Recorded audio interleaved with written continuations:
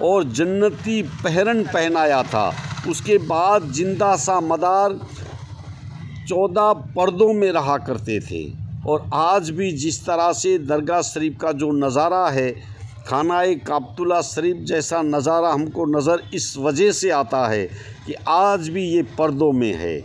तो इसी तरह से नूरानी मंजर आपकी नज़र के सामने इंशाअल्लाह बताने की कोशिश करता हूँ। जिस तरह से हमारी अंदर एंट्री होते हुए ये दरबार आपको नज़र के सामने है, बिल्कुल खानाए काबतुल्ला शरीफ की तरफ ये नज़ारा दिखाई देता है, जो आपको ऐसा नूरानी मंजर, नूरानी दरबार, ये दरबार वो दरबार है जहाँ चादर किस तरह से पेश की जाती है, इसी तरह से अंदर चादर पोशी होती है।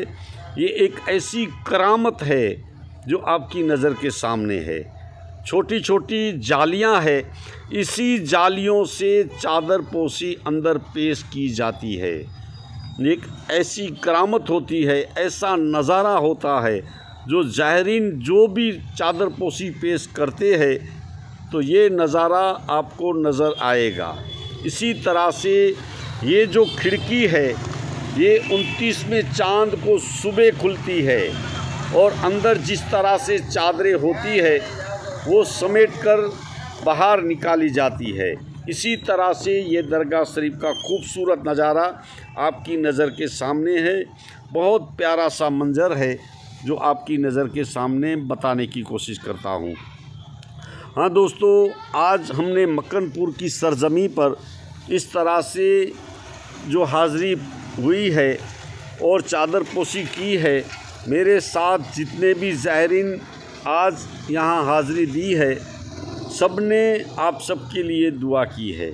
इस तरह से आज का हमारा सफ़र ज़ियारत औलिया इकराम में मक्कनपुर की सरजमी पर हज़रत सैयद बदियुद्दीन उर्फ़े जिंदा सा मदार के मुक़द्दस दरबार की ज़ियारत, और यहाँ से हमारा सफ़र जो आगे बढ़ेगा, बरेली शरीफ सरकार आला हज़रत सुन्नियों के इमाम अहमद रज़ा की मुक़द्दस दरबार की ज़ियारत होगी।